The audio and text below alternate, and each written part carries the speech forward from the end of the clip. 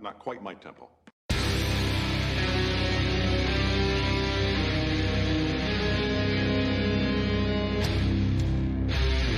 I'm gonna make him an offer he can't refuse.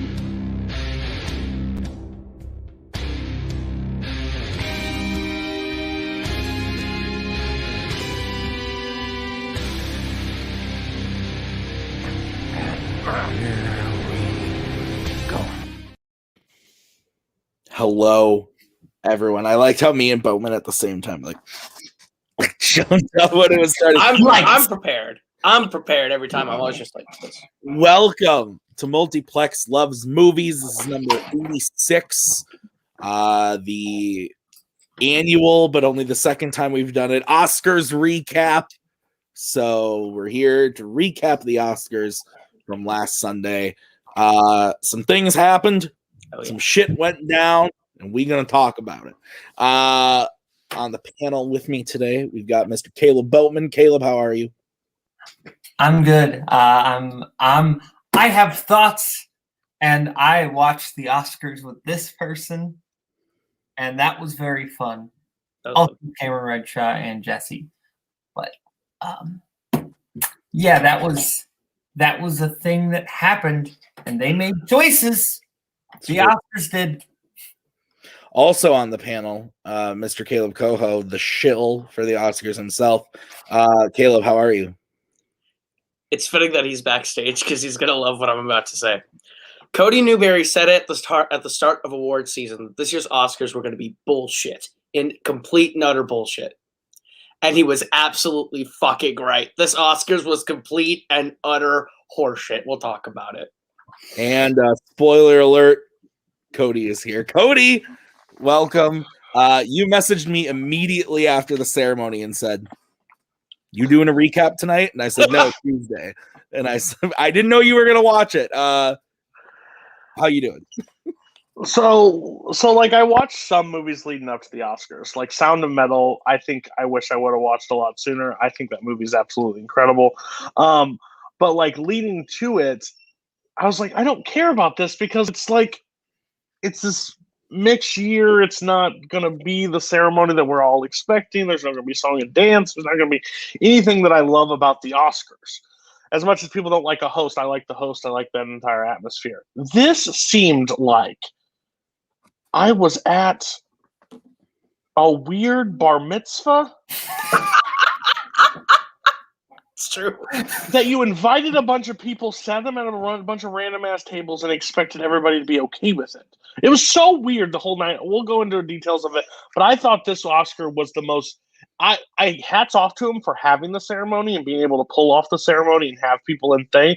But the choices that they made, I need them to like cut 80% of it and never bring it back. So yeah, that's fair. Okay, let's get into it. But first, as alluded to in my many posts at the end of the program today, stick around. Got a big announcement of something coming later in the next few weeks for Multiplex and kind of this program. So, guys, stay tuned till the end. You don't want to miss that. So let's get into the awards. We're not going to go through every single award because I know Koho and Boatman saw all the shorts. I saw most of the live action ones, but not the docs and stuff. So we're not going to go through all those, but we're going to go through the major ones. No documentary? Damn. Cody watched My Octopus Teacher in preparation for this fucking show. Michael sent me a meme of My Octopus Teacher, and it was Alfred Molina and Tobey Maguire standing next to each other, and I thought that was hilarious. If anything happened, I loved you deserve to win, but it also gave me a panic attack in the theater. It was great. Great short. It is. That one I did see. Let's start off with international feature. Another round from Denmark, winning. The movie's fantastic. I think this was everyone's prediction to win. Mads Mikkelsen when they were doing the another round Denmark, and they showed the clip from the movie, and Maggie goes, "Is that Mads?" And I said, "Yeah, baby." And she was like, "That's Mr. Mikkelsen." I said, "Yes, it is." I love the movie. I think it's great. I had heard of it, but I didn't really have the intent to watch it until Koho was like, nah, it's great, which is surprising because he likes a lot of things. So I was surprised I took his word on that one. But he was correct. The movie's fantastic. I'm really happy it won. The speech by the director was really, really powerful. I enjoyed that quite a bit. Boatman, your thoughts? I watched another round the day before the Oscars with this man. That was a fun time. That movie was one I honestly thought I was going to be a little disappointed by because I didn't love like the first half hour. Then after the first half hour, the movie picks up and I love it. Oh, Vinterberg's speech is my favorite speech of the entire night. I'm very new to the Thomas Vinterberg like hype train and love train, but upon seeing this and The Hunt in the same year, I'm sold. I think he's a director I'm gonna dig into his filmography more of, see everything he does next. The news that broke the next day that Leo's gonna remake this pisses me the fuck off. It will not work at all. There is an inherent like it being set in Denmark is inherent to how that movie works. And I don't know how you set that movie in the U.S. and have it still work, especially with the way the United States views alcohol as compared to Europe. So we'll see. I like Leo. I trust Leo. I'm worried about it. But I'm glad it won this. It deserved this. I wish it got nominated for more things, especially Best Original Song. What a Life should have won. But oh well. I think the body's still warm. I don't think we need a remake yet. Yeah. This always happens though. This all. Oh yeah, they made the Parasite announcement the next day too with Adam McKay in the show. We still haven't seen. So yeah. Cody, I think you started to watch it, but you didn't finish it. Like right? Yeah. Like what do you think about this? Of my friends, surrounding groups, I know a little bit more personal about me. Not my kind of movie. Can't go down that well as much as I would like to or think of. It was just it's too on the nose on certain aspects. But I was going to bring up the Leo thing because I was just like, didn't I see that? But I thought that was really weird that they're already like it won an Oscar and the next day they said, oh, we're going to do a remake of it. I don't like the whole thing because I'm definitely a person of uncultured swine of not digging foreign films as much because I have the attention span of a newt. But the fact that why can't everybody watch this movie? Like it has subtitles. Like I'm on the opposite train. I would rather somebody dub something than remake a whole new movie and shoot it as is. I think that's the real dumb part. Just dub the thing if you want to make it accessible to English audience. But even then, like Parasite, it's still accessible. You may not speak the language, but you can read. Hopefully, if not, take some education courses. I don't know, but it's I never learned to read. I will say, as far as the remake being announced goes, I think if you're gonna cast someone in that role, Leo's a good choice. Just bring back Mads. Mads can speak English, and that's right? what Maggie said. Maggie was like, "Why don't you just get Mads again?" And Cole's right. There's so much about the movie that is inherent to where it takes place. But I think, as with any remake, it'll be changed enough to reflect those things. It won't be beat for beat, but I think this movie was pretty perfect. I don't really see how. It's like the body is still like alive, and you just took the heart and like, hey, put it somewhere. What? It just came out. The day after Vinterberg makes a speech about how this was made so personally for his daughter, and that this is like her memorial, and the next day they're like, we're going to make an American version of it. Are they we're making a Parasite remake? They're doing a television show. A TV show made by Adam McKay and Bong Joon-ho. They're working together on it. Okay. Well, that's a TV show's different. I'm okay with that. Okay, sorry. It's set in the same universe. But I will say something about his speech. His speech was very powerful, but that was something that was a trend of the entire night that I missed the playoff music. Some people needed to wrap it up. Like there were documentary shorts or something that your speech was longer than your movie. Yeah. Like, what are we doing here, buddy? Like, get off the stage. And they cut the songs so that they could make the speeches longer, and then the in memoriam was like 2 minutes long. Oh, we'll get there. We'll get to the in memoriam. You made a documentary short. Here's the nickel. You died. Fuck you. All right. 1.5 Next thing we'll talk about is original song won by "Fight for You" from Judas and the Black Messiah. This was a fucking that blew all of our ballots. You go ahead, Koho, because you know way more about this than I do. Okay, so the thing with Best Original Song this year is this is the stupidest category besides visual effects in this year's Oscar ceremony, where 4 of the songs that are nominated are in the credits, and 1 of them is in the movie, and one of the credits song beat the one that's in the movie. Husavik is great. It honestly deserved to win. It was the best of the 5 songs. Ya Ya Ding Dong. I only wish to hear Ya Ya Ding Dong. But also Leslie losing this was a shock and a surprise too, because like at least I thought like, oh, he's not going to win supporting actor. They'll give him the song Oscar as like, hey, good for you. You had a great year. And then that didn't even happen. I guess the Academy really fucking hated One Night in Miami because Jesus, they kicked that shit 3 times in the night. But Fight for You to me is like the only thing I can think of is that all 4 of the songs cancel each other out as being slow and ballading kind of songs. Like Husavik is a very soaring ballad, and Speak Now and Hear My Voice, and all of them are all very slow. And Fight for You is very peppy, and also has a very up and coming young artist in her attached to it. She won a couple Grammys a couple years ago. She's like she's like a growing deal in the music industry, so I get it. But like, Boat and Doc said it exactly best. They literally just heard them perform the song and couldn't remember how it went 2 minutes after it stopped playing. I couldn't hum you how Fight for You goes, but I can hum you the other 4. Cody, any thoughts on original song? There were just 2 Oscars of the night that I think they read the wrong thing. And it seemed to happen. Like, it was documentary short was the other, because even the people sitting at the desk were like, wait, what? Like, everybody acted so weird after it was announced. It was like Colette won, and then everybody's like, well, it wasn't the other 2 that were like locks at that point. One of the 2 were going to win, and then it was that one, and everybody's like, shit. And then this one was the same. Like, we were getting there, and I was like, everything's just like, if you want, it looked anything Gold Derby. If you looked at anything, everything was just walking in line with everything. And then this came up, and I was just like, whoa. I didn't know really the song. I didn't see Judas and the Black Messiah. I really want to. It left HBO Max before I had a shot to watch it, so I'm going to check it out. I hear it's really good. It's good. But watch it today. I don't know like how the song like plays up to it, but it's weird when you think like. I think it's like when Coco and like Greatest Showman, that one. I think everybody thought it was going to go to Greatest Showman for that song, and then when it went somewhere else, it was just a weird like turn. So, song is always this weird like thing that just people, whatever's your tune, I guess, can just sway you. So it's weird.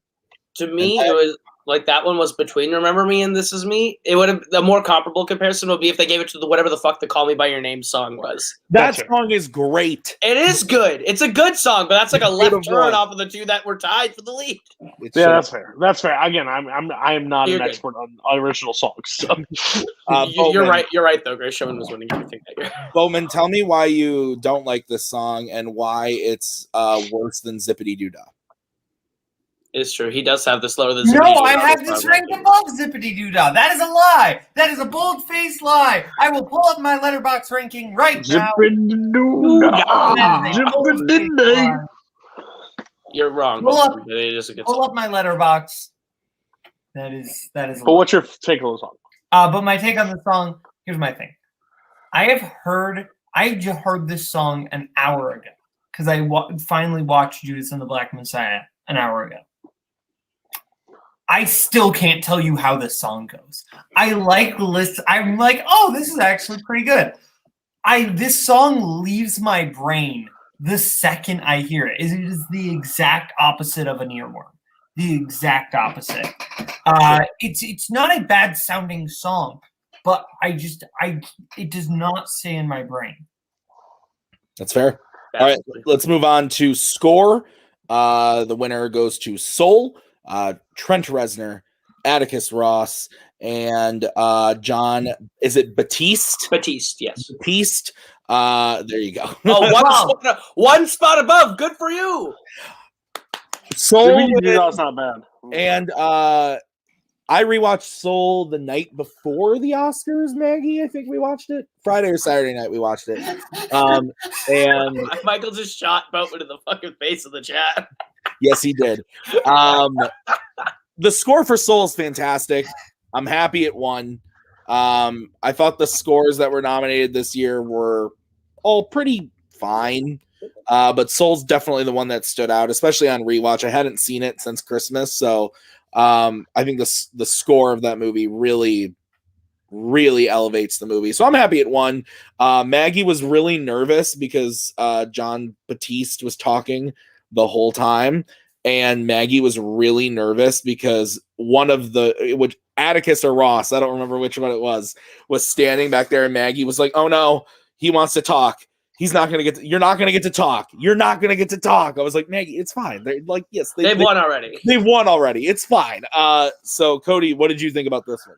Well, yeah, okay, so that was my take on the whole thing, because I didn't know who won or not. But he's just sitting there flapping his gums the entire time and being that's the playoff music that you need. Like, it was fine. He was excited. I understand that. But it was like trying to find Boatman, like follow Boatman when he's excited. It's like a damn bouncy ball. I was like, where are we going? Like, no clue whatsoever. And he was just, and the guy in the back was just like he like did this. I was like, go ahead, buddy, push him out of the way. Say what you need to say. Maggie said they looked like bodyguards. They did. They do. Dude, Reznor is from Nine Inch Nails. He looks like a fucking bodyguard for anyone. So I thought overall score, I think Soul was already like the automatic lock, and I haven't seen it since, but like I remember that's the one like real takeaway that I had was the score throughout was just, I thought, absolutely incredible. So yeah, I was fine with the win. Absolutely. Boatman? Yeah. I would. This is the Soul win, right? Yep. Yes. For original score. Yes. Yeah. Welcome to the show. This is the one. I just wanted to make sure I didn't mishear. This is my favorite moment of the night. I didn't realize it until Twitter talked about it, and Koho brought it to my attention. Don't you dare step on my thunder. Fine. You brought up my point about Judas and the Black Messiah. Fine. Shut up. Anyway, Questlove was involved in making some of the music for Soul. Yep. He was not thanked in the speech. And so before they cut the commercial, DJ for the night, Questlove, who was the DJ for the night, starts playing 9 to 5 by Dolly Parton. Specifically, and they never give you credit. 9 to 5. Yeah. He literally played them off with the and they never give you credit line from 9 to 5. I caught it when the ceremony was happening. Was it playing prior? You did not catch it when the ceremony Yes, I did. I looked at you guys. I looked at you guys and said it. No, was it playing? We will get Cameron Redshaw to verify. Shush. God. Was it playing before, like they announced it and then they went back to it, or was it just no? That was the playoff into the commercial music. Dude, he's a savage. Yeah, he is. Dude, Questlove was killing it all night. He was great. And I didn't realize that he's a voice in the movie too. I think he plays. What did you say, Maggie? The barber. He's the I'm pretty sure he's the musician, isn't he? The one that like is his former student. Oh, the drummer. Okay, yeah. Okay, that makes sense. Yeah. Okay, Koho, your take on the win.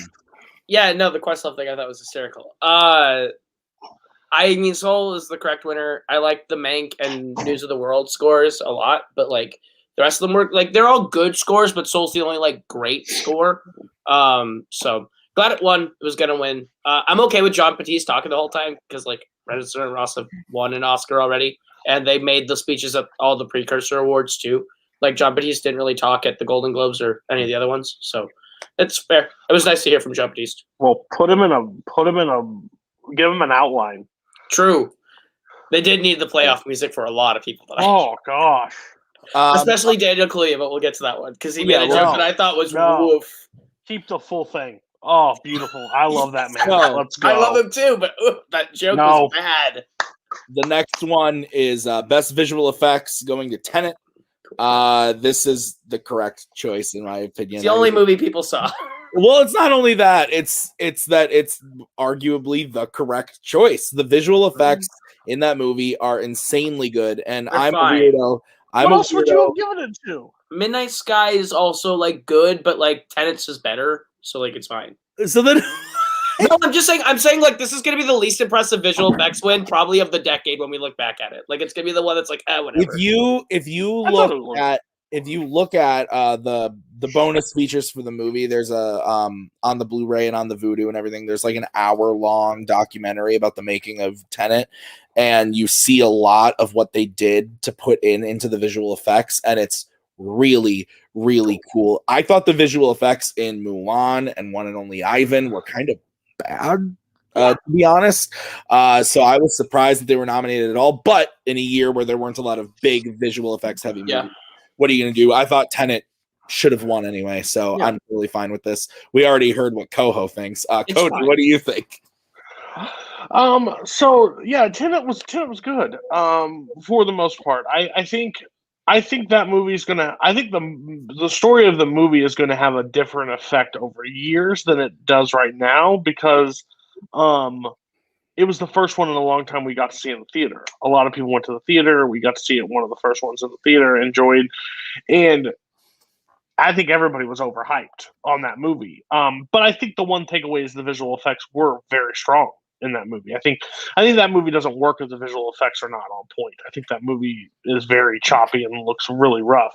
It's sold on the visual effects alone. So I don't think it's one of the weakest things that could win from the, like, when looking back. I think technology gets better, but overall right now I think it was a weak class to go up against, but overall I think it was just by far the strongest that you could possibly have in that category. So Boatman, your thoughts? First I think it's fitting that Koho said Midnight Sky should have won because he has a galaxy brain take on everything. But I also That was good. I agree with that. That was good. In actually, like, this was the correct winner. Like I don't need to ramble about it. Like it's the correct winner. Holtzman is also correct. I forgot Love and Monsters. Good visual effects in that too. Maggie and I just watched that for the first time a few weeks ago. That was a really good movie. I really enjoyed it, so I'd recommend it. Okay, next we're going to talk about sound, not mixing, not editing. Fuck Fandom Oscars. The winner in sound is Sound of Metal.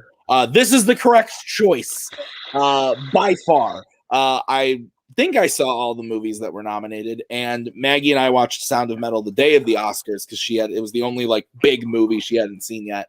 And the stuff they do with sound in that movie, man, is just insane. So deserved. Cody, what do you think? I really wish Sound of Metal was this year, 2021, right? No, it's 2020. It was in 2020. Shit. Well, the hardest thing is going to be which one counts for what. But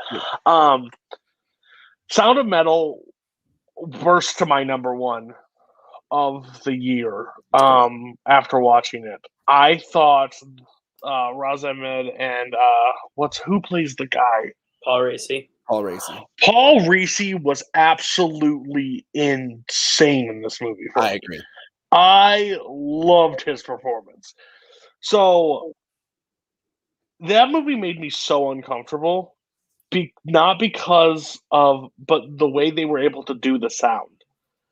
To put myself in that mode of not being able to hear when somebody is saying is the most, like, I think that's one of the worst feelings ever. Like, I could never imagine what somebody you take so much into credit of being able to hear and listen to stuff, and then to be able to take that away from you. And the way they were able to give that to the audience as like, instead you could just see the guy be deaf and can't really hear you, but to give you the audio basically of that feature and have that mess up, I thought it was insane. Yeah, that movie's great. And the sound, that movie does not work without those ads to the sound. Koho, without smirking about your thoughts about actors in the film, please tell us what you think about the sound in the film. Excellent, incredible. Should have won. I'm frustrated about the non-split in sound because that totally fucked up my predictions on film editing later. because they always give sound editing and film editing usually to the same movie. Not anymore. Not anymore. Now it's just sound and editing go together, which is going to be tough. It does make sense, but it's difficult to pinpoint now. Now that they don't do the split, but no, deserve to win. Good for them. Boatman, your thought, without talking about the actors in the film. I didn't say anything. I didn't seen your review, so yeah. I like this movie a lot. I really like this movie. But yeah, in terms of sound, I think this, out of all movies, like this is the one where the sound design was maybe the most important element. Like beyond just the fantastic performance from Riz Ahmed and like the editing and all the other elements, the sound was absolutely what makes or breaks this movie. If the sound design isn't incredible, you don't get sucked in. So yeah, Sound of Metal absolutely deserved to win. I think it has some of the best sound design of a film released in the last 10 years. Absolutely agree. Okay, move on to the next thing. Let's talk about we'll talk about these kind of in one because one the same film. Makeup and hairstyling and costume design, both going to Ma Rainey's Black Bottom. Sure, the makeup, yeah, I get. The costume design, yeah. I mean, I thought it was all I didn't think anything was over the top incredible about either of them. But to that point, I guess my point is I could have also have easily seen both of these go to Mank. I could have easily have seen both of these go to another film. Like there was nothing overly special about any of them to me, but also nothing overly terrible about any of them. They were all just like, oh yeah, those are deserving winners. So both of them going to Ma Rainey's, fine by me. I think these are the only Oscars Ma Rainey's ended up winning in the night. But I don't. How many was it nominated for? 4 or 5? 4. 4. Okay. 4 so and one. The technical ones, fine by me. No, wasn't it nominated for 5 because production design? 5 production. Yeah. Okay. Right. Yeah, that's fine. Boatman, your take on costume and makeup. Costume design. I think the costumes are good. I personally would have given it to a film that had no chance of winning, which was Emma. I agree. I wouldn't say no chance. Beautiful. Absolutely beautiful in that movie. If you haven't seen Emma, I wasn't big on the movie itself, but like just visually that movie is a feast. Just looks gorgeous with pastel colors. I love that. No, I'm with Boatman. Yeah. Makeup and hairstyling, yeah, this is the correct pick. Like, shut up. Nothing. Me and Cody are being the obnoxious kids. Fucking hungry. I'm gonna go watch some Emma. Fucking right. Oh, fuck. The food in that movie that I'm gonna watch Chef. Okay, go ahead. Koho, your take. I think both are very deserving. I can see Emma winning costumes. I think that race was actually a little bit closer than Boatman makes it out to be. But yeah, I think the suits and the dresses are really well done in Ma Rainey's. There's Zach Ford said it best. There's not a lot of love for suits and costume design, but like they do a good job of them. I think makeup's the more deserving win between the two. I think especially when you compare the two movies Chadwick was in last year, knowing his condition, and he filmed them almost at the same time for Netflix. He looks very sick in Defy Bloods and looks entirely healthy in Ma Rainey's. And I think that is attributed to the makeup. It's the first all black makeup team to win the Oscar for best hair and makeup. And they made there was like an interview they did with them before where they talked about how it's different when you do makeup for a black person than a white person, because you can't use the same palettes and the same colors that you would use on Anthony Hopkins and the father that you would on Viola Davis and Ma Rainey's. And a lot of makeup designers try to do that, and that design team did a great job. And I thought that was very deserving. I'm very excited that they won that one. Cody, any thoughts from you? Costume design, yeah. I figured I have to watch Ma Rainey again to fully pick up makeup. I remember the close-up shots and stuff like that, and the hair and stuff. It's very timely, but again, those are always very subjective. Like Suicide Squad won one time for that. So, and I'm just saying, you can be upset that Ma Rainey only won 2 Oscars, but The Irishman won 0. So I'm still pissed about that. That's valid. Honestly, valid. And 10 nominations. So we talked about that the other night after the show, actually. Okay, so let's move on to the next thing. As Koho alluded to earlier, film editing went to Sound of Metal. Sure. Here's the thing.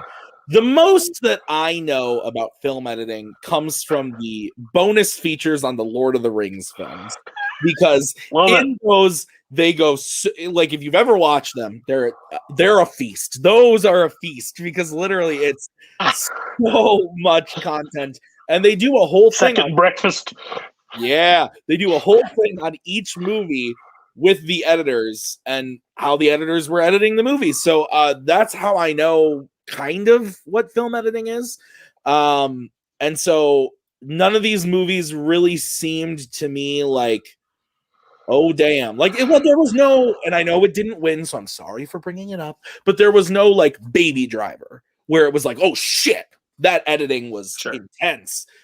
They were all movies that I thought were edited well. And I love Sound of Metal, so I'm happy to say that it won 2 Oscars. Like, I think that's really cool. So let's go to Cody. What do you think? Yeah, probably the most, how do I put this? I'm the least educated in the history of the universe to judge a movie on its editing. And I edit matches, and I still couldn't tell you if a movie is editing is fantastic or awful. I remember when Bohemian Rhapsody won for editing. Everybody's like, "Are you flipping kidding me? That's terrible." And I said, "I liked how it flowed, but apparently that's not what this means." So, again, I think this is the most subjective of all categories, basically, of like how a movie is paced for you and how it's like. And when you edit a movie and then you come out with another cut, apparently that person cut too much, so maybe they shouldn't be nominated. Again, I have no thing, but I liked how Sound of Metal like paced through and everything. Sure. So I was fine with the win. I don't know what else would have won or what was in consideration. I thought there was a second one that was close, like in editing. Trial of the Chicago, and I thought that was paced really well. Apparently they needed to edit out the ending because everybody hates the ending, but I like overall good movies. I'm glad the Sound of Metal is a 2-time Academy Award winner. That's exciting. I couldn't even tell you how Trial ended. I don't remember. I watched it when it came out. I haven't seen it. I watched it and I didn't hate them. Apparently people are very upset. The reading of the names in the courtroom, Lucas says, is like an abomination to film. So. I'd have to rewatch it. Koho, why are you mad about this? I'm not mad. I just think Sound of Metal is like 5th place out of the 5 in terms of like the actual editing. It's not edited poorly. It's just not. I don't think it's the best edited movie of the year. I think Trial should have won this one. I think that Trial puts together a lot of storylines in one contained sequence. The opening montage where they literally pick up each other's sentences in different points with different characters, and the way it cuts to those is done really well. The way that there's the taking of the hill, or when they get pushed through the glass and they're having 2 different people narrate and it's cutting through POVs and perspectives. Was it shut out? Was Trial shut out? Trial didn't win anything at the Oscars. Oh, okay. Which is a bummer. That's a different bummer for me. But I thought this was the one that it deserved to win the most. And I'm bummed that Alan Baumgartner, I think is his name, didn't win. He won the Ace Eddie the few days before the Oscar for editing it, for the precursor. So I really thought he was going to win it. And it's also like Sorkin movies usually do win the editing one, just because like the way his script is built, you need a good, competent editor to cut it all together. I thought Trial should have won. I liked how the others are edited. They're all edited well. I just think the Trial was the superior one, and then some did lost. Boatman. Yeah, I'm basically going to echo everything Koho says. I think Trial should have won here. That opening sequence, to me, is absolutely why Trial should have won editing. I like Sound of Metal's editing. I think Sound of Metal had good editing, but that opening sequence, the way it goes back and forth between all the characters, properly introducing you and feeling like everything build, I think that worked really well and made it really entertaining. And again, the taking of the hill brought up the tension so much, going back between the courtroom and Hoffman's description and then the actual events, I think worked really well and just did a fantastic job of building the tension. So that would have been my pick. I think Sound of Metal did have good editing, but compared to another movie about a drummer, Whiplash, I think Whiplash editing was very like flamboyant and bombastic and really worked. Whereas Sound of Metal's editing, it wasn't anything that when I saw Trial, I was like, wow, this is actually really good editing. When I saw Sound of Metal, that was not something that came to mind. Now, maybe people smarter than me saw something I didn't, and that's fair.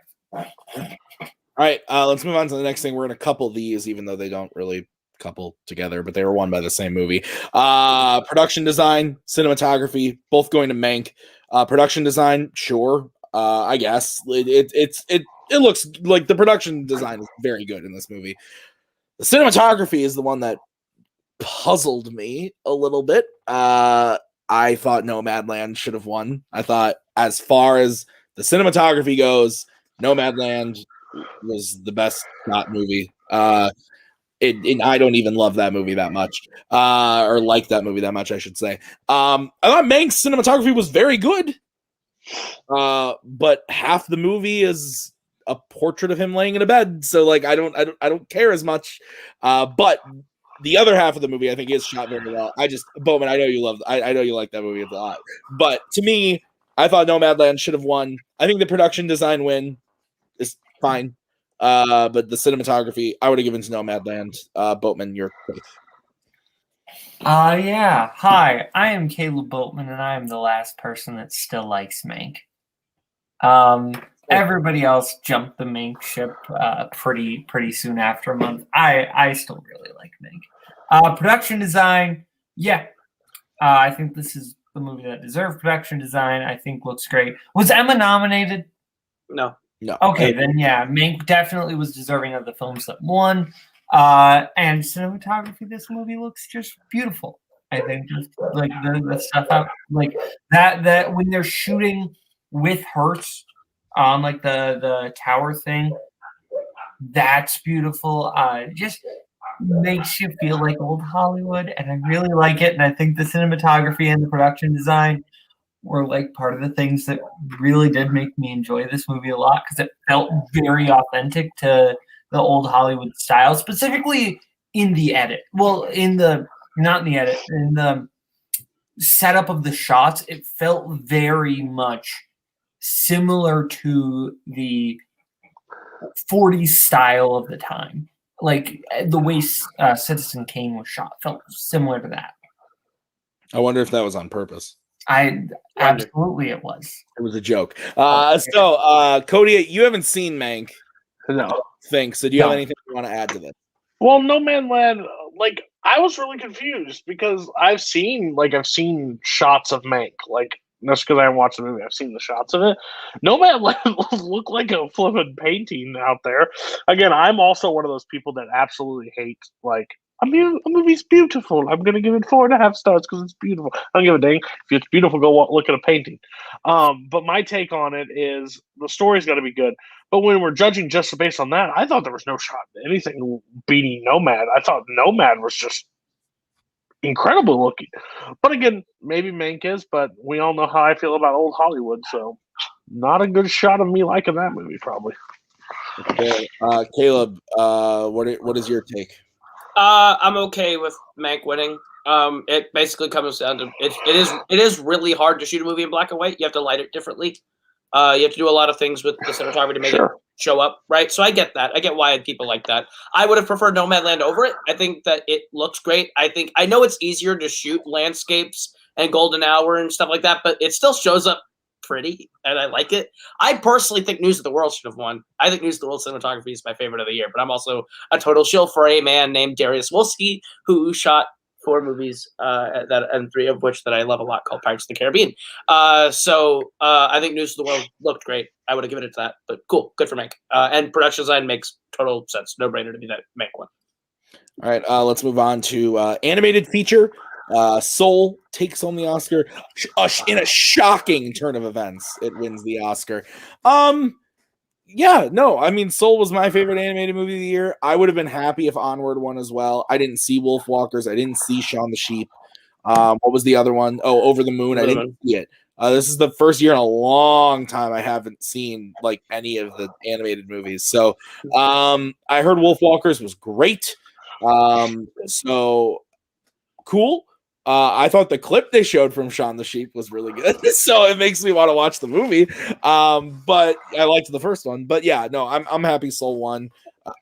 It was in my top 5 of the year, so I really loved it. Cody. Yeah, Onward was the second. I think it was always going to be Soul. I don't think there was even a question about it. I was really hoping for a Croods and New Age to squeak on there and get the nomination, but lucky the Oscars have brain cells and don't put shit movies on there. So, well, they nominated the first one, huh? They nominated the Boss Baby, quality movie. They also nominated the first Croods, which is not as good. Cookies are for closers. Oh my god, Koho. I saw all of the nominees except for Shaun the Sheep, which Resha is still really sad that I haven't seen. I liked all 4 of the nominees fine. Wolfwalkers was actually my least favorite of the 4 that I saw. I guess I just didn't really adore it the way other people did. But it looks good. The story is kind of boring as fuck. Over the Moon is really pretty. Story is childish as fuck. And then it was Onward, which I like, and Soul that I love. So I'm glad Soul 1 deserved it. But yeah, pretty decent category overall. Boatman. I only saw Onward and Soul was great. I watched it. First time I watched it, I enjoyed it. Second time I watched it was when I fell in love with it. And yeah, there are a lot of people I haven't seen Wolfwalkers yet, so I can't speak to this. But there are a lot of people being like, "Oh, Pixar wins every year because the Academy doesn't watch the movies. Wolfwalkers was great." And I didn't see Wolfwalkers. Maybe Wolfwalkers deserved to win. But I don't think this was the Academy doesn't watch the movies, let's give it to the Pixar movie. I think this was Soul was legitimately great win. I think this was a deserved win. I can't speak to Wolfwalkers, but Soul was fantastic. I think I agree with Cameron Holtzman here. I just want to say. Okay, so let's move on to the next thing. Let's talk about screenplays. Can Boatman do the rest of the show in that voice? Maybe. We'll see. So let's move on to the screenplays. Adapted screenplay going to The Father, and original screenplay going to Promising Young Woman. I think these are the correct choices. The Father's screenplay is, I think, friggin' great. I like that movie the more and more I think about it. Oh, co-host sitting over there because he didn't like it that much. That's fine, but I do think that screenplay, and it's a part screenplay, part acting, that's what movies are. It's everything. But I think the screenplay does a really good job of disorienting the audience while also keeping you intrigued enough to want to watch the movie. I think that screenplay is really, really smart. It was adapted by the director and the playwright, I believe. I could be the playwright wrong. and the director are the same person. Are they? I believe Florian Zeller wrote the play and then wrote and directed the movie. Christopher Hampton also wrote it with him. So I thought Christopher Hampton was the playwright, but I could be wrong. I have no idea. I might also be thinking Kemp Powers also wrote. Kemp Powers wrote the play that his is based on. Yeah, based on his as well. So anyway, I think The Father deserved the win. I also think Promising Young Woman deserved the win. We talked about it beforehand, but when we did the nominations show a few weeks ago, if they were going to award Promising Young Woman something, it was probably going to be this one. And that's how it worked out. And I just I had never watched anything with Emerald Fennell in it, interviews or anything. She seems delightful. I very much like her quite a bit. I thought her speech was very bubbly and fun, and I think it was the first one of the night. So I was very pleased with that. Boatman, what do you think? Yeah. I haven't seen The Father, so I can't speak to that when I'm meaning to. It's like the last of the big ones I haven't seen yet. Emerald Fennell, I personally would have given it to Sorkin, but it was neck and neck between the two. And Promising Young Woman is my favorite movie of the year. And Emerald Fennell, like, was a delight, and it was just fun seeing her win an Oscar because I think she deserved the Oscar for something this year. So I'm happy with that, and I think she was a lot of fun. And I just want to say I will be first in line for whatever movie Emerald Fennell makes next. She's making Zatanna. Oh, okay, cool. That's going to be my favorite DC movie, probably. All right, Cody, what'd you think? Not a high Promising Young Woman was my second favorite movie of the year. I thought the script was really good. I want to see The Father. I haven't seen The Father. I know what Koho thinks. I think Trial was Chicago 7. I think that was the right. Is that what it beat? Does The Father beat that, or did it? No. Trial lost to Promising Young Woman. It was original. Oh, okay. One Night Miami lost to The Father. Oh well, yeah. I Hopkins. I mean, and that I hear everything about The Father is just absolutely incredible. I know somebody put The Father at the worst of all the Best Picture. So that's an interesting take. So I just don't have pink hair, so I can't attest to that. But yeah. So I can't wait to see it because Hopkins and Olivia Colman are great and everything. So Koho. So I really don't know if I watched the same movie as everyone or what, but this Father Love is like dialed to 11 when I think it's a good movie. I think it's like good. You watched it on your computer though, right? No, I watched it on my TV actually. But I thought it was a good movie, but like I don't think the script is particularly special. It's fine. I think Kemp Powers should have an Oscar for One Night Miami like in his hand immediately. That script was phenomenal. I think the way he bounces incredible dialogue and incredible points and just great conflict and friendship off of four people that are so and humanizes these four people who seem so larger than life as historical figures. I think that's a really hard task. One Night should win. I'm just glad Borat did win. I'm really still really baffled Borat gets the screenplay noms for being an improv movie. I'll stand on it. That's such bullshit. But I'm glad Emerald Fennell has an Oscar for Promising Young Woman. I go back and forth on which one I like more in terms of the script between Trial and Promising Young Woman. Right now, I like Promising Young Woman more.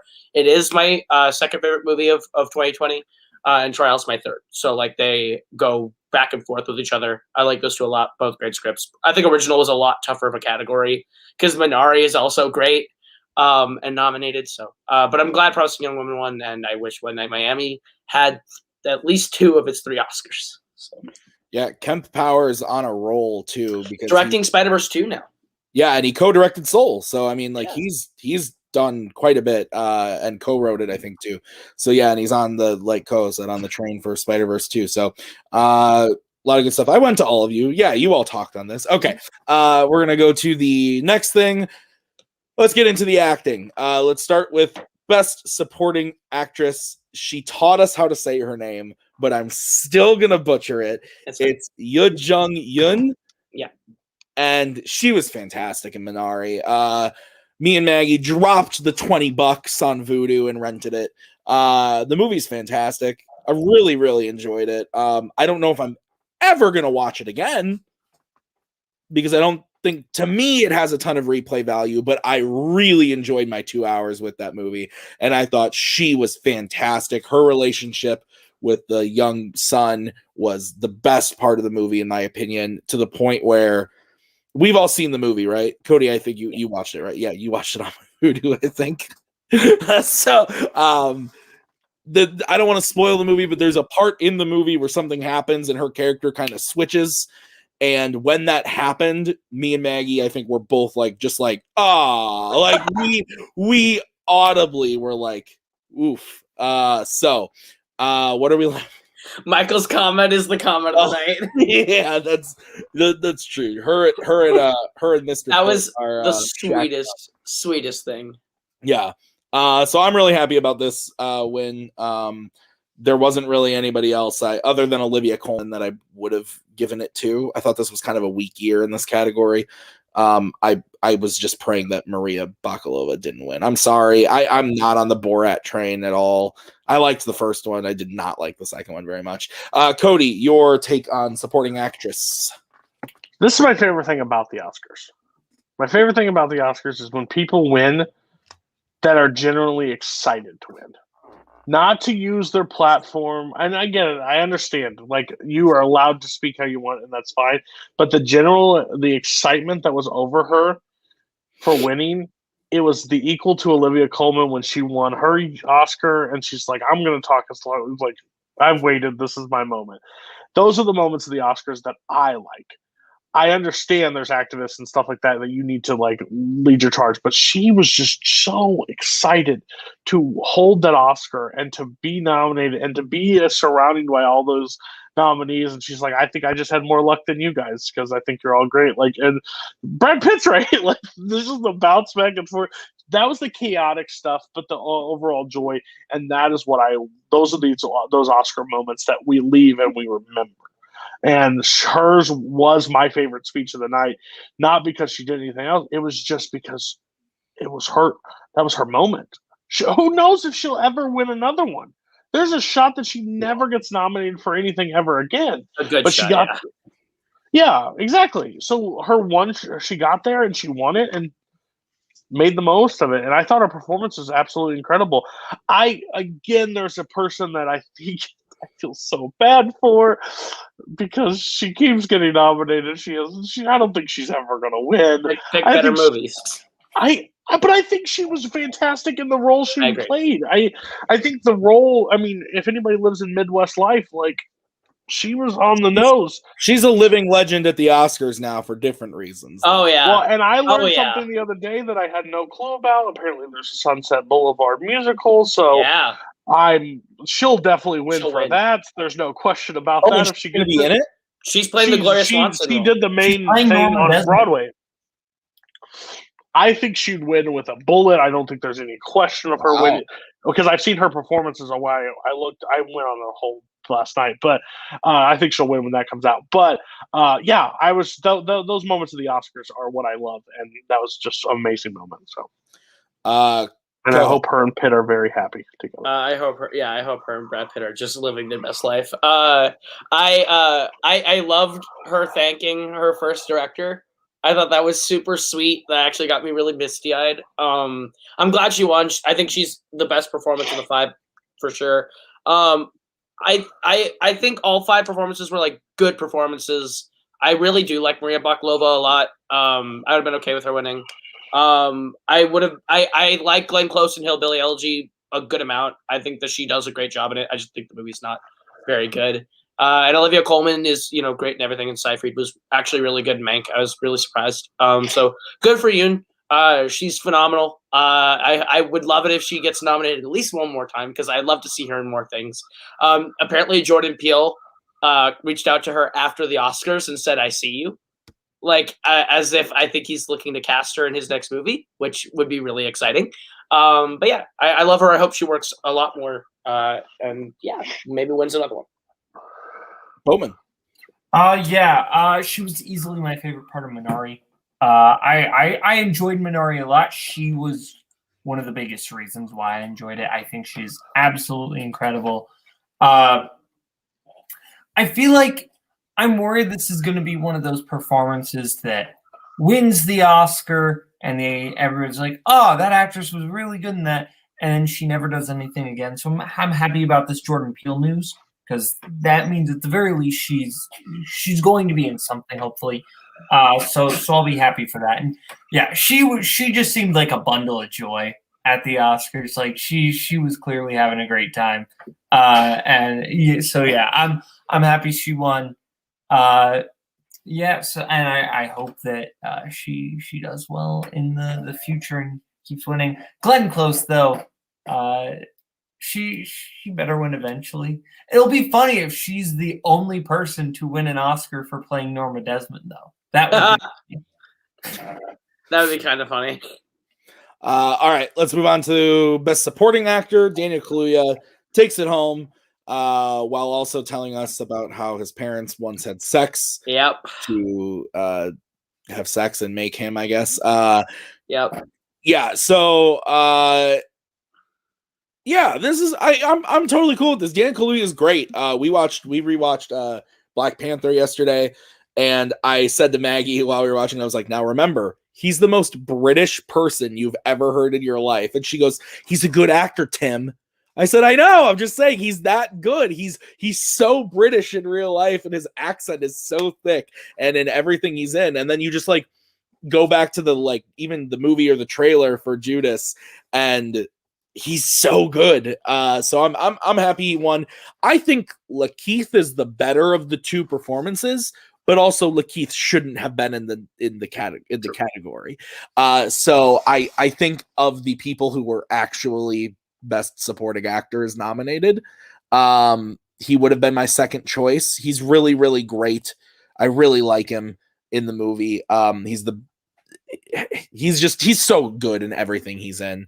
So I'm happy he won an Oscar. I hope he wins another one for leading eventually, because he's that good in everything he's in. Even a movie like Widows, which I did not like, he's so good in it. He just commands every scene he's in any movie, except for maybe Kick-Ass 2. But besides that, he's not in Kick-Ass 2 enough to be bad in it. That's fair. We're now going to talk about the elephant in the room. As I love Paul Raci, I really do. I don't get there. There are so many like the how do I say this? The complaints that I've heard, and they are not from these two people. I've actually not talked to them a lot about it. But most of the complaints I heard about Paul Raci's performance is, well, he's not in it that much, or he doesn't really do anything. And I'm like, how many best supporting performances are because it's supporting? They're not going to be in the whole fucking movie. And if it's one scene that steals it, it's one scene that steals it. And the one scene that stole it for me is the last scene he's in. He is incredible, and I thought he was great. Do I think he should have won? No, I think it was always going to go to Kaluuya. The writing was on the wall.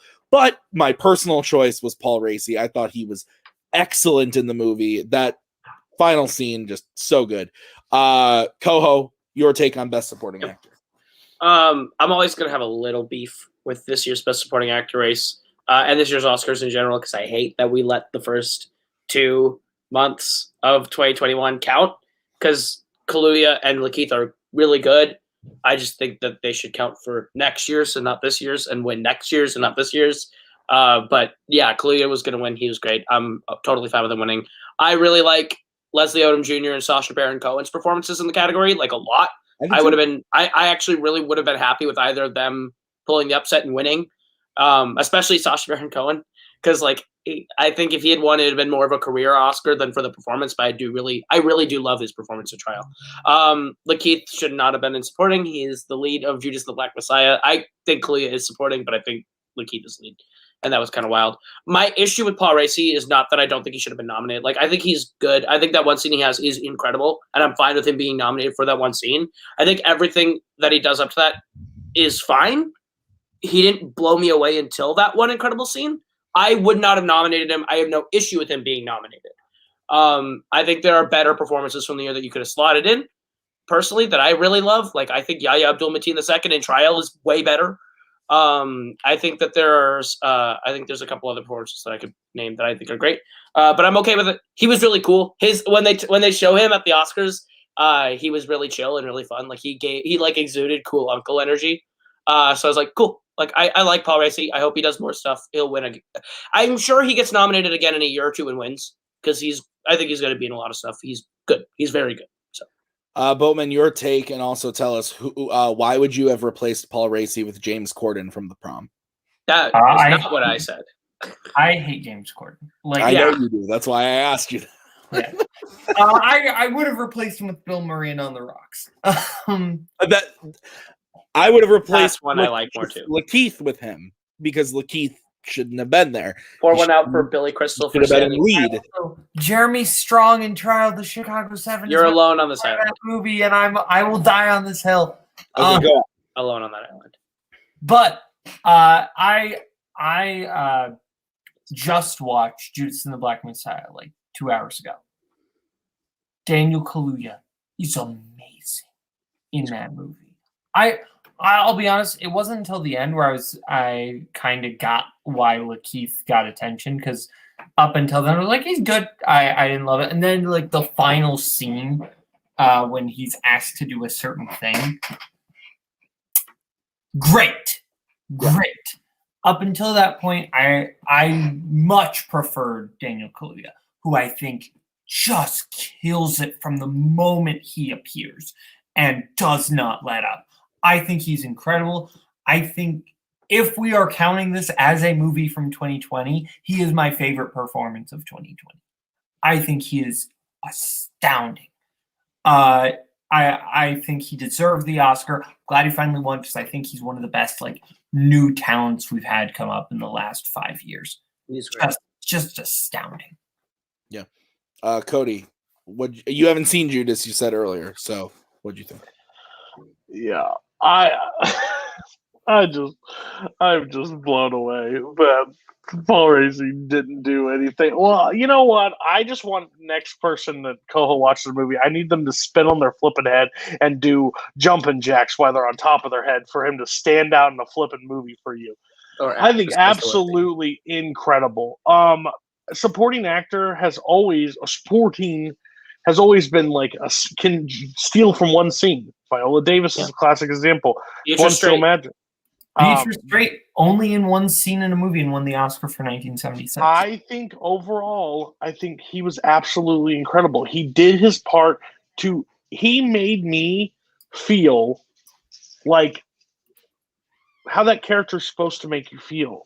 Like that safe blanket that's at that point that this guy is going through something that he has not ever experienced, and basically lets him know that he's not giving up on him, but he's also not going to break on it. And that final scene broke me. I think he's absolutely incredible in this film. I never knew there was anything like, off on it. Like I didn't know that he didn't have that he shouldn't have been nominated or shouldn't have got it. I think it's absolutely incredible. And especially the stretch where he had to basically, act, because he's not deaf, right? Just making sure. I don't think he is. Okay. That situation I never know. But that's why he knew sign language already. Yeah, and you could just see the fatherly figure in that role, and I think it was just absolutely incredible. I haven't seen Judas and the Black Messiah. Daniel Kaluuya is absolutely incredible. I think he should have probably won for Get Out the year that he did. I think he's going to be that actor that just gone. Like it's going to be hard to touch him, because I think he's just really great and everything. So that was a mistake. I do want to clarify. I don't think Racy's bad. I wouldn't have probably slotted him in that spot. He's very good. I'm okay with him being nominated. Also, I'm not surprised that you wanted to put somebody from the Chicago 7 in that. There's a lot of great performances in that movie. But Standing Up, Falling Down, a movie no one saw. Billy Crystal's amazing in it. I wish he had been in the race at all. So. We're going to take a short pause before we get to the last 3 awards to talk about the In Memoriam. And also, I want to talk about the humanitarian awards that were given out, those things. Starting off with, they gave was it the humanitarian award they gave to that? Yes, and to the group at the Dolby Theater with Bryan Cranston, that whole thing. That was really cool. I liked seeing that. I liked seeing them recognize a group of people who put in a lot of work through COVID. Granted, there were a lot of people who put a lot of work into a lot of things across the world through COVID. But for the Academy to take some time out to do that. And actually, while I'm talking about this, I also want to mention one other thing. The Academy did something else that I thought was really, really cool. Was they released an ad with Matthew McConaughey and his long-ass fucking hair, where it was literally just go back to theaters, and it had a bunch of clips from upcoming movies. And the whole message of the ad was, yo, movie theaters, go to them and watch a fucking movie. Yeah.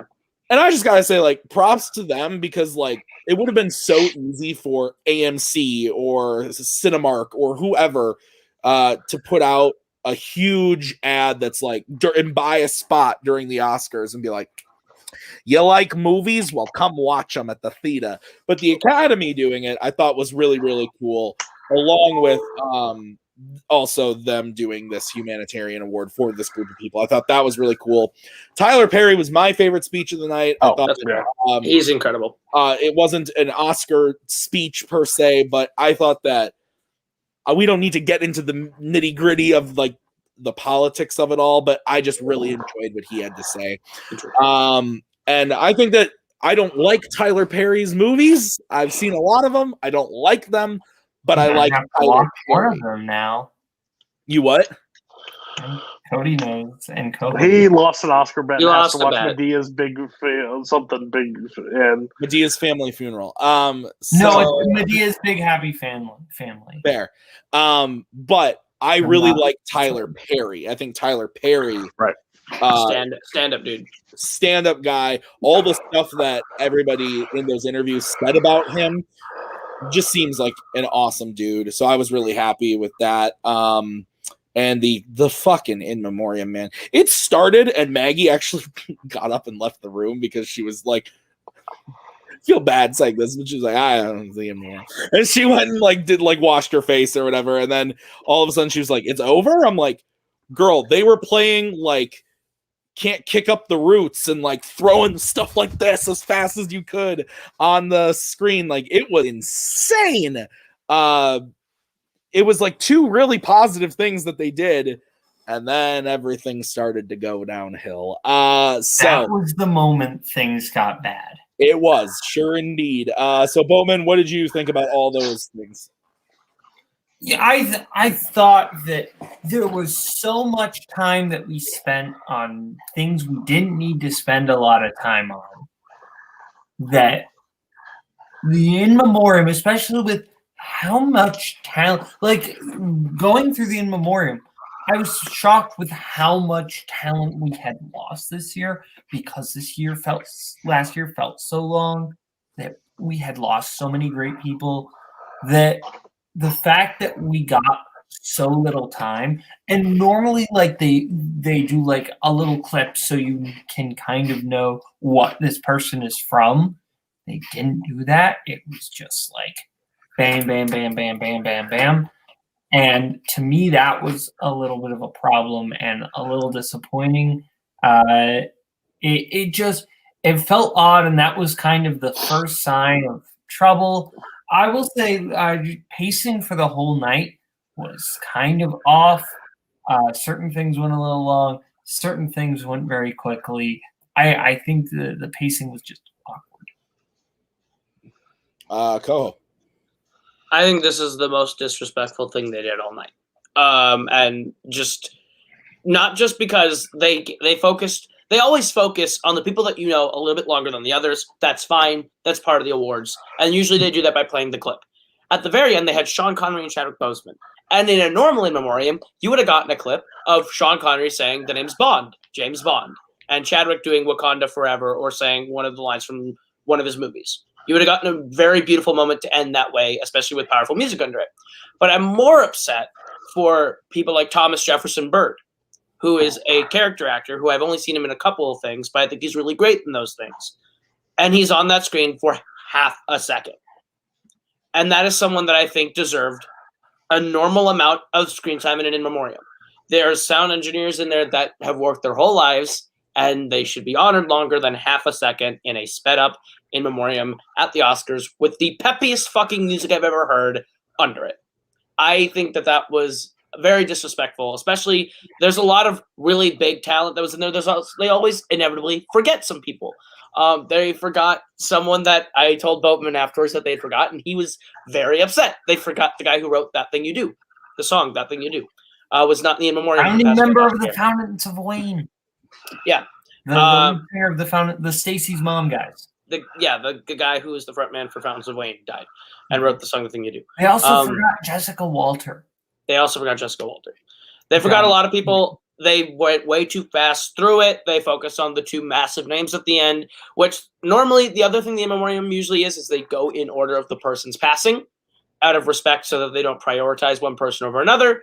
They didn't do that this year. They went in order of passing and then put Sean Connery and Chadwick at the end because they clearly figured there were two names that people cared about more. When in past in memoriams, even in Robbie Williams' year, Robbie Williams is not the last one. because he passed in August, and there was several people who died after that. Or like the Stan Lee year, Stan Lee happened to be the last one in the in memoriam, even though when it comes to movies, he's not the biggest name in movies that passed that year. Like, that's just how it goes. I think the in memoriam was super disrespectful in a lot of ways, and it frustrated me a lot. Cody? So there's a bigger thing that we can talk about when we get to actor. But I think the Oscars did some really disgusting things for this, and I can wait till Oscars, or I can say it now. That's your call. But I think overall, that was the moment that everything went downhill. I enjoy the in memoriam as much as somebody can enjoy the in memoriam because it's a sad moment. Mm-hmm. But like Ian Holm passed on the screen, and I forgot about his passing. Again, this year was really crazy, but I remember in the chat talking about it. I went to my phone, I looked up Ian Holm, and by the time I looked up and found out when his date was passed and checked if we talked about it in any chat, it was over. It was that quick. And I feel like, and this, I'll just say it now, I feel like this Oscars, they use someone's death to exploit views. Yeah. And it's gross. Yep. And we'll get to the end, but I think it's the moment that everything switched. Everybody started looking at something different and we're like, oh, this is what's happening. They use it to exploit someone's death. And then the rest of the people that died. Now, Chadwick was the most like taken back death of last year by a large margin because no one knew. Like, no one had a clue of that situation, right? Yeah. But like, to use it for your own personal gain and to use it at the end, and like, my favorite like in memoriam was like when David Kroll did Blackbird at like the 2017 Oscars, I think it was just such a beautiful moment, and you get all those clips, and even I just watched it while we were talking. Is the face drifts away, the face, a clip. Like, they don't rush anything. I could tell when they look and see. This looked like I was on Netflix and clicked 1.5 speed, and it was just. I was like, oh wait, somebody else died. Who died? Like, I had to rewind it on my TV to find out who else died, like who else passed away that year, because it went so fast. I think it was very gross. I think it was a gross. Yeah. This is when they really screwed up the Oscar ceremony. I felt like it felt like a bar mitzvah, and then somebody's drunk uncle went through the cake. It was rough. Yeah. All right, let's move on to the. I said 3 before 4. There was one other one we didn't talk about. Director we did not talk about, so we'll talk about director real quick. This was the writing on the wall. Chloe Zhao winning for Nomadland. The whole time it was the writing on the wall. I think it's tough for me. I think she should have won. Nomadland's not my favorite movie, but sometimes you have to separate those things. Bong Joon-ho should have won for Parasite. I wanted Martin Scorsese to win. You got to separate those things sometimes. She should have won. I think it's the best directed movie of the year, or at least of those nominees. So I'm totally cool with this. Koho's 100% right. Get ready on July, I'll say 2nd, July 2nd, about 5 days before the release of Black Widow in theaters, we will get a trailer for Eternals that will read from Oscar-winning director Chloe Zhao. Yep. It's gonna happen.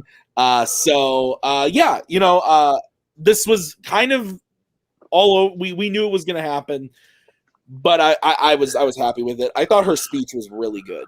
I really liked the story she told about her and her father playing that game. I thought that was good. So I dug this. Boatman, what about you? Chloe Zhao wasn't necessarily my personal pick to win, but I think she did the direction on Nomadland was really well done. I wasn't necessarily as big on the movie as some people were, but I enjoyed it. But I think Zhao did a really good job. So I'm happy she won, and I think her speech was great. One thing I'm going to say though is this came weirdly early in the night. It did. Very much so. that was a little distracting, to be honest. Koho. Completely deserved win. I'm very happy for her. I liked Vinterberg and Fennell's direction more personally for me, but I completely believe she should have won.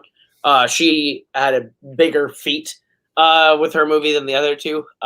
She worked with a lot of non-actors and got really great performances out of them and made a movie out of it and captured that lifestyle perfectly. I'm glad she's an Oscar winner. It's really weird to think that we only have 2 women to have ever won Best Director, and that she's the first woman of color to have ever won Best Director, which is kind of wild. Her speech was great. I really loved Bong Joon-ho's presentation of it.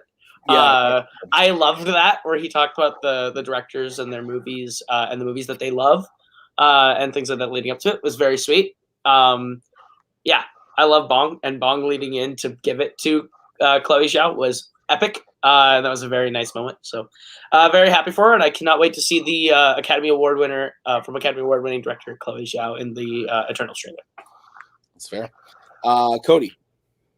I mean, it's really weird that our next movie is a Marvel movie. I'm gonna be honest with you. When it's exciting. Disney knew what they were getting. But I think she works so hard. I think she did like so much on that movie too. Overall, so I knew it was going to go to her, and that was fine with me. I just think there's like that name, you're just going to be hearing it for a while. I think that she's going to be a very, very busy woman. So Absolutely. Fair. All right, let's get into the meat and potatoes here. So let's start with the semi-controversial thing, but non-controversial thing also. We were all a little taken aback when someone walked out on stage and said, "These are your nominees for Best Picture." Me and Maggie were like, "We're doing Best Picture first." And at that point, I had been messaging with Koho for 10, 15 minutes maybe. And Since the In Memoriam, yeah. I think I had said, like, what the fuck is going on? But and his response was a video of Kaleb Boatman going, "We are in the fucking Matrix. What is happening?" I have this video. And I forgot about that. Yeah. It was very weird. And at the time, I couldn't pinpoint why they were doing it. And all of a sudden, because they spent a lot of time on, normally in the ceremony, they will have someone present a little snippet about each movie throughout the night. They weren't doing that, but they gave each movie quite a big scene to show, probably a minute to each movie, minute and a half maybe. Yeah. It got a lot of screen time, Best Picture.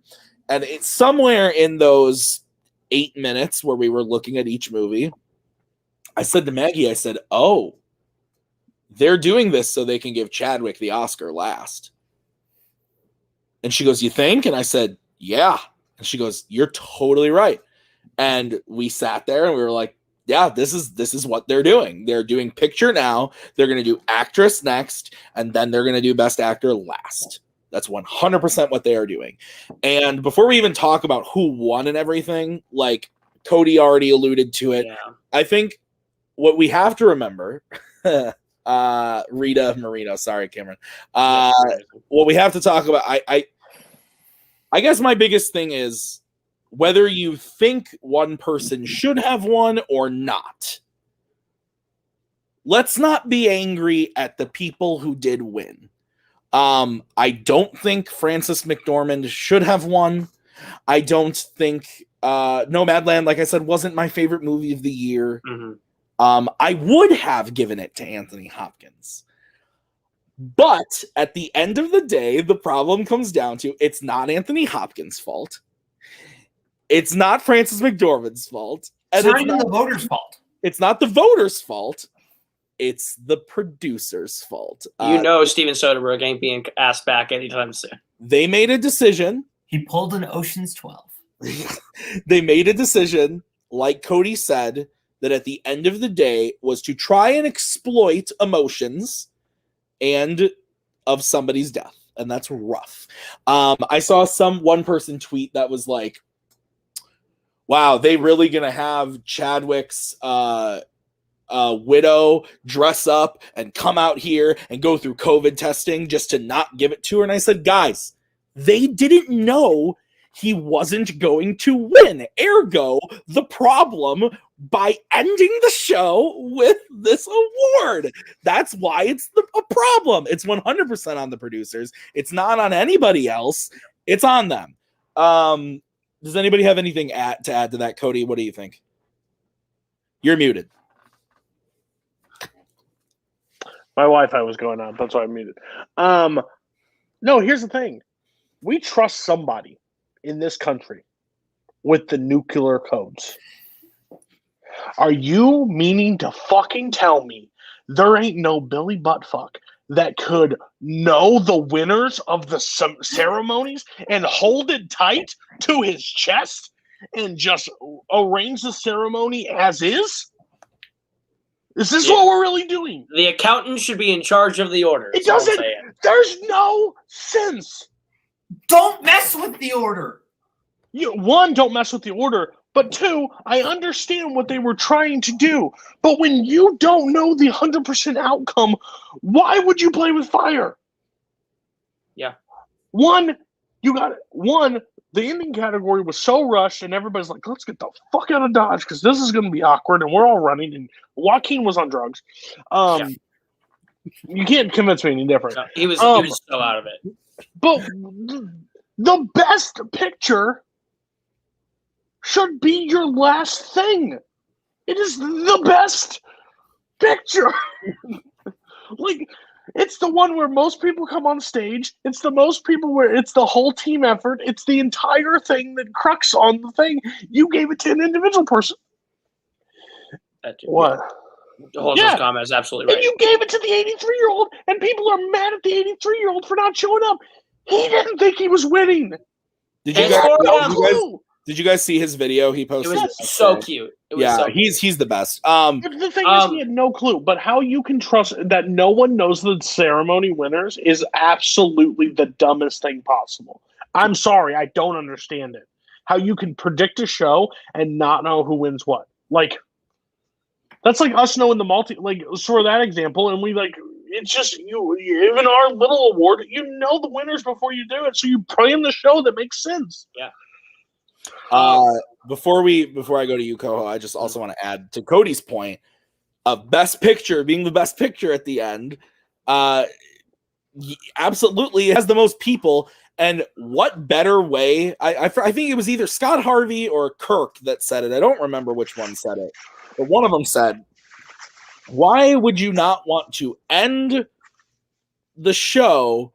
Like, how beautiful would it have been to end the show with Frances McDormand literally saying, guys, we're all going to have to go to theaters and sit next to each other and watch these movies all tight in that dark room. It's going to be great. We're almost there. Let's go. It would have been such a high moment, and people still would have been pissed about the other thing. But it would have been left on a high note. Plus, she leaves as a howling wolf.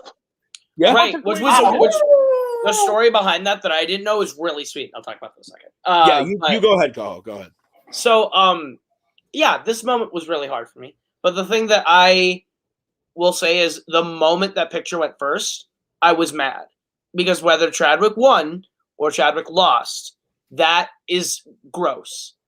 That you would end an award and make an entire night that is supposed to be about the industry of film, the love of film, and the people who make film. And you're going to turn the night into being about one person who is not with us anymore. That, I think, is exploitative and gross.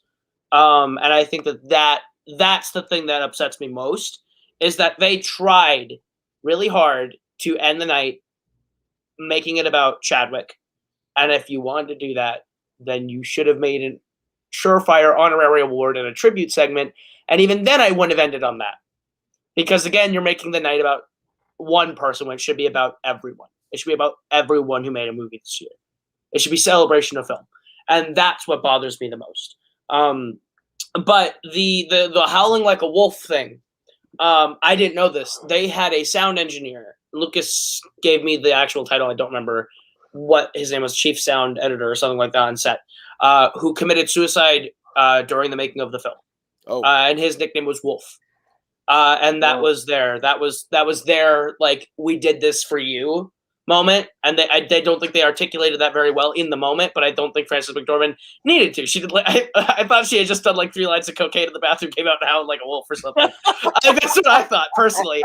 I thought she did that between Best Picture and Actress. I just figured like she and Joel Cohen were in the bathroom just doing Minnesota Snow Lights, just like let's go, and winning Oscars in between. No, I thought that was like that win, the Nomadland win, is so perfect. That should have been the last thing that happened in the night. It would have been sweet. So Boatman? that's special. Tim, if I said, hey, I'm going to make you a chocolate chip cookie. Okay. But instead of chocolate chips, I'm going to put in kale chips. But I'm still going to call it a chocolate chip cookie. And you don't like that chocolate chip cookie. And then instead, I'm blaming the guy who was in the corner, had nothing to do with it, because I decided to mess with the formula. Go back to formula. Steven Soderbergh is. This is why we shouldn't have let Steven Soderbergh. He would have loved to shoot the event on an iPhone if he could. He would have done it if he could. This is the guy who said, "Hey, you like heist movies? Tim, do you like heist movies? Well, I'm going to do a heist movie where we basically just cut out the heist entirely. And it's like, oh, we actually did the heist. Here's an egg. I'm George Clooney. That's Julia Roberts." Like, Steven Soderbergh. I'm sorry, Jake Marenko, but Steven Soderbergh's a hack. He's done good movies. But tonight he was a hack.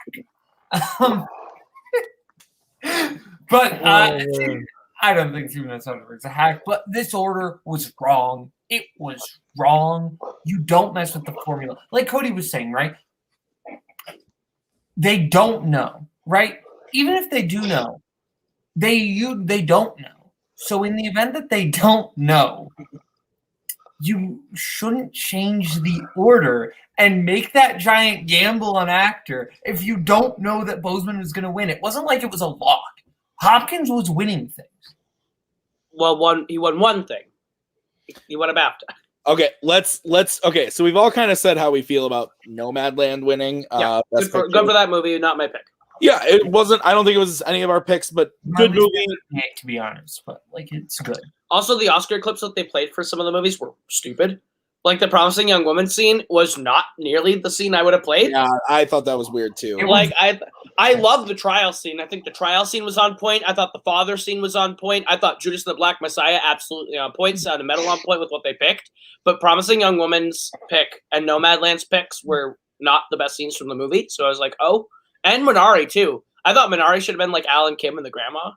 But oh well.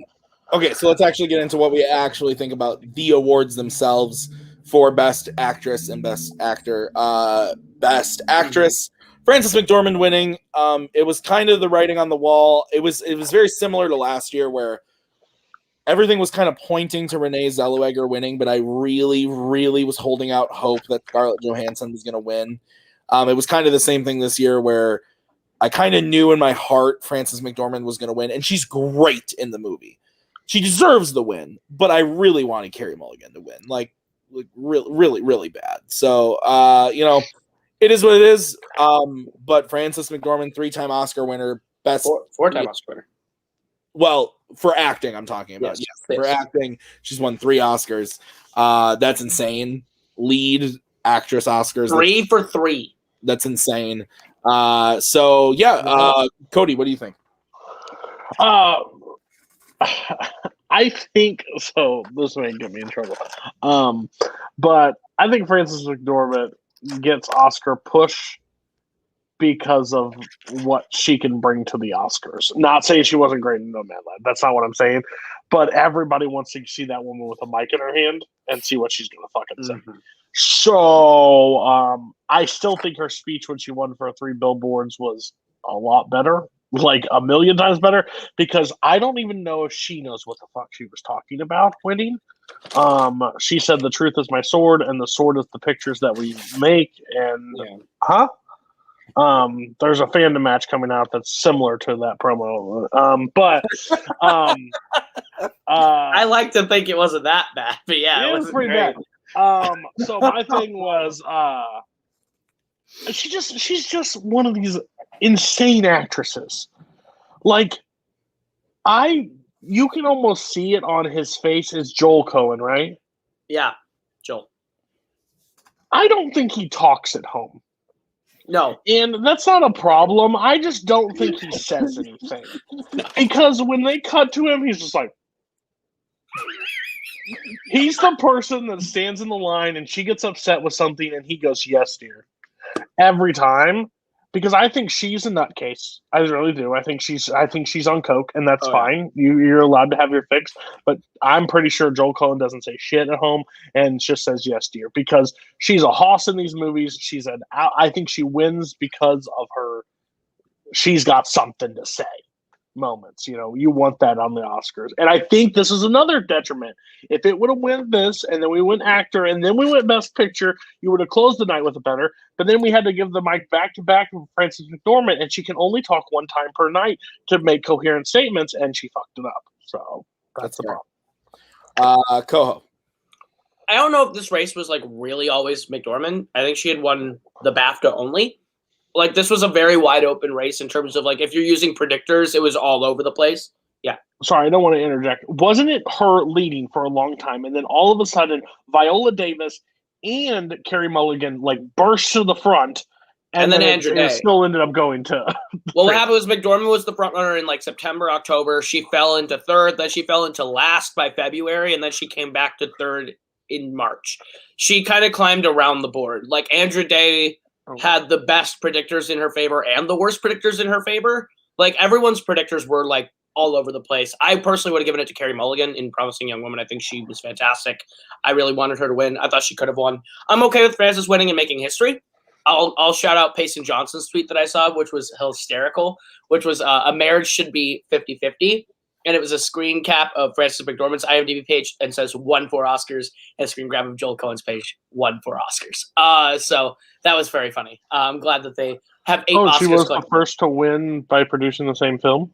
I didn't know that was yeah, she's the first one to win actress nominated for acting and producing the exact same film. Yeah, first time ever. It was another historical moment for her. But hey, now we have put her and Meryl Streep on the same pedestal as both are worth 3 Oscars, and now she is 1 away from tying Katharine Hepburn. So good for Frances McDormand. I love her.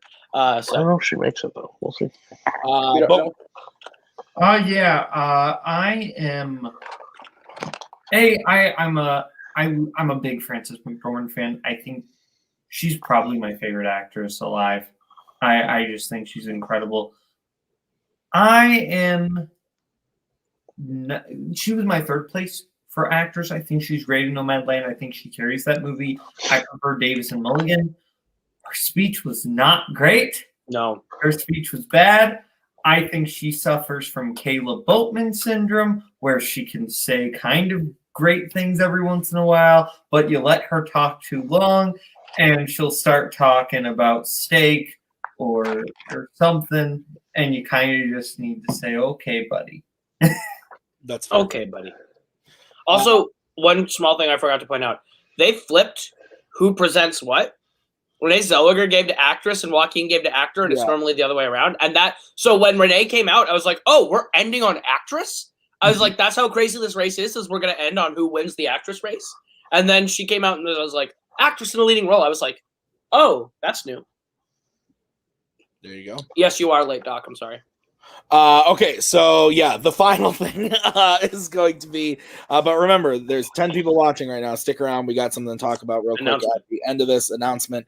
The last thing, Best Actor, it really was between Chadwick and Anthony Hopkins. And I didn't really realize how close it was until a couple weeks ago. Koho said to me, no, I'm hearing that it's like way closer than we thought, because I had said I think that Anthony Hopkins should win. I thought he was the best performance of those 5. My personal choice would have been, if I was really being selfish, Riz Ahmed, but I acknowledge the fact that Anthony Hopkins is just fucking insane in The Father. So he was my choice to win.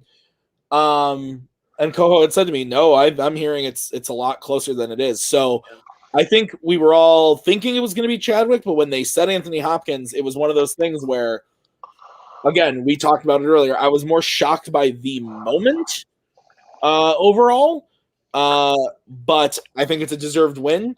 Like we alluded to earlier, I thought that his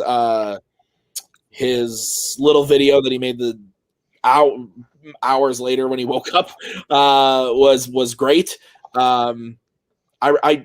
I'm becoming, I know it's so late in his life, but I've just never seen a lot of Anthony Hopkins movies, and the more and more movies of his that I watch, I like him more and more. I think he's great, and I genuinely think that he's so good in The Father. The last scene in The Father broke me, and I thought he was fantastic. Chadwick is great in Ma Rainey's Black Bottom. I thought he was by far the best part of that movie. I just didn't love the movie. And that's not a testament to him or a detriment to his performance. I thought he was fantastic, but I don't know. I wanted more out of that movie, and I didn't really get what I was looking for, but I thought it was really good. And his final scene in that movie too also broke me. I thought that was kind of the game-changing scene too. So both were really great performances. It could have gone to either, and I would have said, yeah, that makes sense. It was really close, but I personally, liked Anthony Hopkins more. Koho, we'll go to you. Okay. This was the outcome I honestly was dreading all weekend, because everything I heard, the exit interviews were all the exit interviews, which always throw me for a loop every year when they do them, because they're either really right or they're really wrong. And I was really hoping they were wrong. Was that everyone that they interviewed for exit interviews said, oh, Boseman's probably going to win. He's really good, but I voted for Hopkins because I like Hopkins more. That was 20 to 25 people that polled from. And that was my biggest fear of that happening. Again, that's not that's not a massive detriment or something. I think Hopkins is good. He's my third or fourth place in the category. I think I would have preferred Riz Ahmed or Steven Yeun to him. But that's also just because I don't love The Father. I'm glad that performance hit people. I'm glad it hit you. I'm glad people like it. I just don't as much. The performance that did that for me was Chadwick Boseman.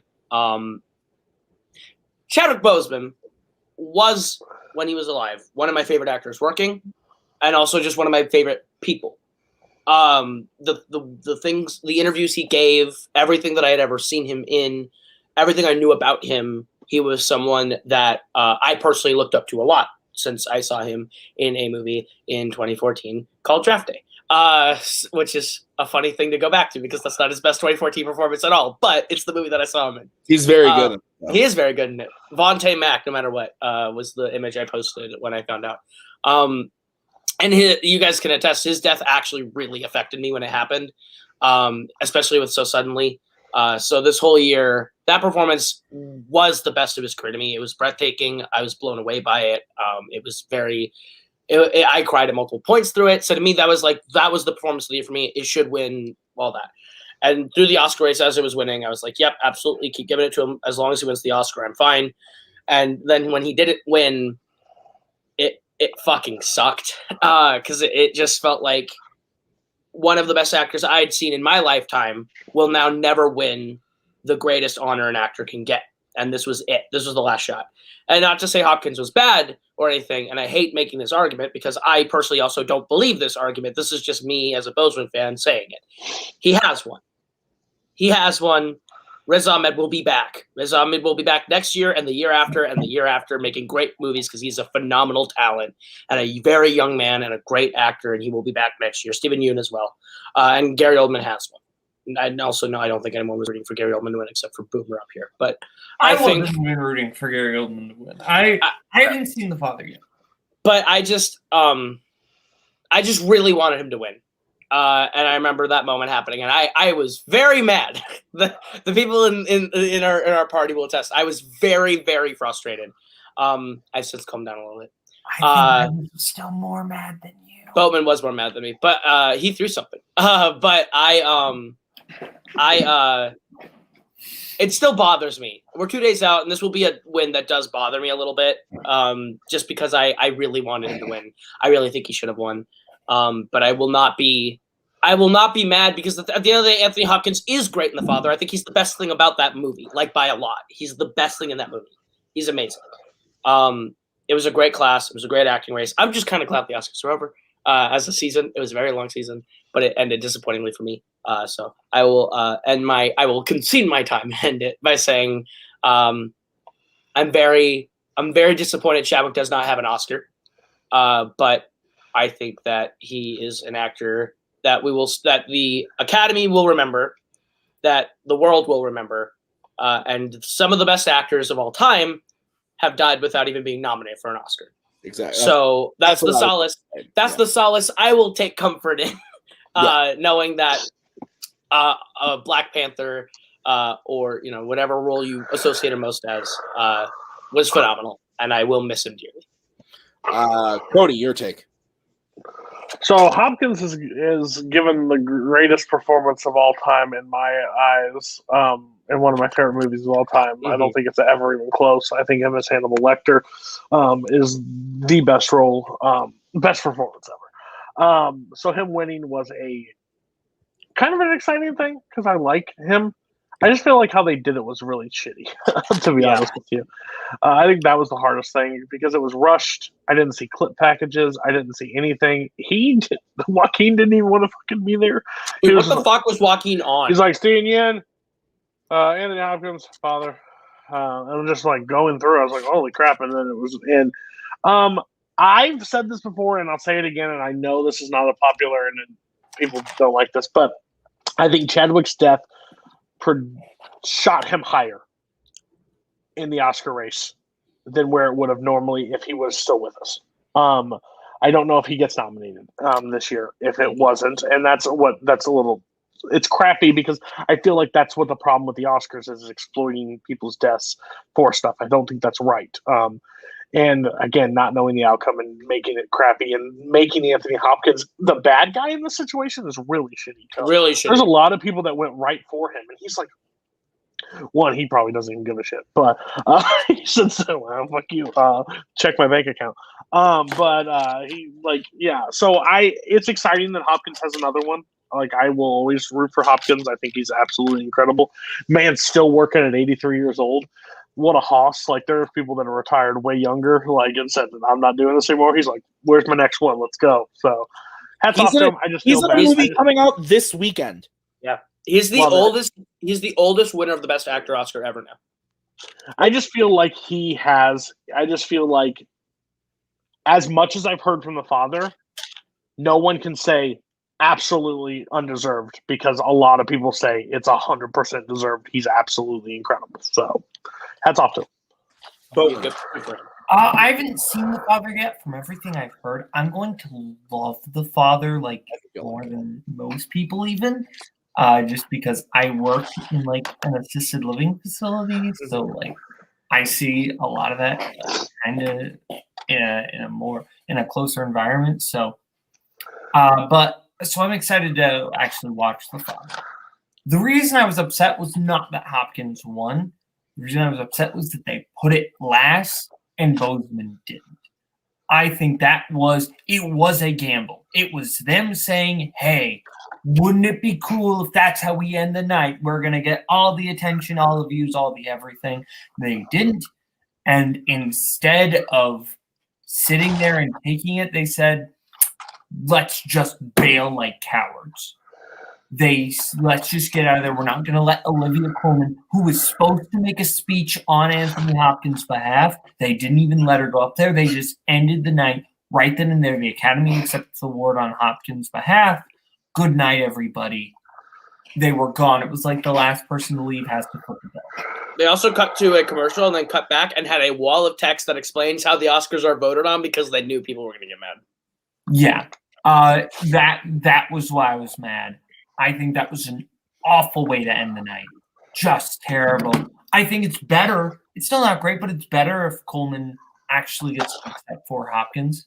Then we at least end with something. Yeah. But that was like you've got 5 boxes of Christmas presents, and the last box your dad forgot to get. So instead of just saying, "Hey, I didn't get this one," he just wrapped nothing, gave it to you. You opened it, and then he just left to go get a Forrest Gump movie. Well, stop making analogies, please, for the love of God. This is the most long drawn out things ever. So, Sorry. Announcement time. That was our Oscars recap. Thank you to the guys for being here to talk about it. But like I've alluded to the last couple of days, last week's show got a big announcement to make. Here it is. We're not going to sugarcoat it too much. Next week, Tuesday at 9 EST will be the final episode of Multiplex Loves Movies. It's very sad time.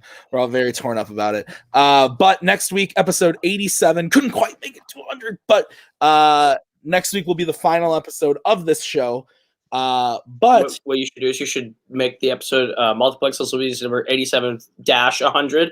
And we'll just wrap it all as one extra long. Like, this is the last couple episodes of one. All in one. We'll do the in memoriam. About this news sucks. I will literally make a better in memoriam for next week's show for the Oscars. I was thinking about it. I'm mad about that. You can make a collage of some fun MLM moments. That'd be great. This show has gone through many iterations. We started off as a let's talk about certain movies based on the new releases. That was Kane McMillan's idea that he brought to me that I really loved. The show's called Multiplex Loves Movies, based on my YouTube channel, Tim Loves Movies. I really I loved the idea, and it didn't really take. It took the first couple weeks, didn't take. So we turned, while we were transitioning, we did some top 10 lists, which obviously is another show that we have on this channel. But what we found out was you guys really liked the watch-alongs. You liked it when we did stuff like this, where these are the types of things where we got the biggest amount of views, was long-form discussion stuff like this. So what we are doing instead is we're going to take a couple weeks off. Next week will be the last show. We're going to talk about the movie news, which is what we've been doing. And kind of have a last hurrah. Hopefully the familiar favorites will be on it, like the Macaw and some other people. She's shaking her head over there. And that'll be the final show. Then we'll take about 2 to 3 weeks off. And then the last Tuesday in April of May will be a new show that is going to be happening on Tuesday nights at 9 EST. Still hosted by me, but also hosted by Kaleb Boatman. We're co-hosting a program together on this channel at this time, 9 EST. I don't have the graphic for you guys yet. Kane McMillan is working hard in his little elf workshop thing where We're he's setting a limit of 2 analogies per episode. Don't worry. Yeah. Yes. And he's working on the stuff and everything. I'll announce the title now and kind of the idea. Next week, we're going to really dive in and kind of explain the show to you guys. So you're going to want to make sure to tune in next week, because this is going to be a show like YLS, where we're going to have a lot of different panelists that we're going to want to have come in week to week to week. So we'll really break down the full shindig next week. But the show is called Logged It, LOGDIT. What does that sound like? Oh, it sounds like Letterboxd, because that's what we're doing. We're going to talk about Letterboxd things, kind of. We're going to center the idea around Letterboxd. This is a big brain amalgamation between Cody, myself, Boatman, TWOHIG, Koho. We've all put some fairy dust in here to try to figure out the best show. Like I said, we're going to go through everything next week, but the basic idea is we're going to have panelists on every week, and we're going to talk about movies. We're not going to talk about the movie news. We're not going to rank stuff. We're not going to make lists like YLS. We're not going to talk about the movie news like we do here, but we are going to be talking about movies. There will be themed stuff. One of the things I'm really excited about is we're going to start having a movie of the month, where every week the different set of panelists will be able to talk about said movie of the month. We haven't picked the first one yet, but that'll be voted on by you guys. You will get to pick the movie. Each month is going to be from a different decade of film. So we're going to start with like the 2010s, then we'll do the 2000s, and then the 90s and the 80s, so on and so forth. So I'm really excited about that. That's the thing that I'm really, really excited for, is the movie of the month, getting to talk to a bunch of different people about the same movie and getting a lot of varied opinions on movies throughout the month. So, yeah, it's going to be, I'm really excited. Like I said, Boatman's going to be the co-host on it. Him and I are kind of going to be working together really close for the first time, which I'm very excited about, because I've worked with everybody else. I like Fandom is me and Cody, Fandom is me and Koho, and now I get to do something with Boatman, so I'm very excited about it. Boatman, it was not Be Nice to Boatman Day, except for Tim, who was being nice to Boatman. Get your Prozac ready. You go on a little ibuprofen. Boatman, do you want to add anything before we head out? Maybe some chips if you have them. I'm scared to add anything because people are going to be hurtful, so I don't want to. You're fine. I know. I was going along with the bit. Relax. Okay, Josh Molina. Don't worry. No, but actually, I'm very excited for the show, and I'm very excited to work with Tim. I think this is going to be a fun time, and I'm excited for the dynamic. Yeah, next week like I said, we'll go in depth and break down kind of week to week what's going to happen on the show. But the main thing you need to know is we're going to be talking about movies. You are going to need to have Letterboxd a little bit in order to be on the program. So if you're not, like a pretty consistently updated Letterboxd. Yes. Nazario, don't worry. I know you're saying it's sus. We're not going to be playing games. We're not going to be doing any of the stuff that you guys do over at the video store. Go buy their shit.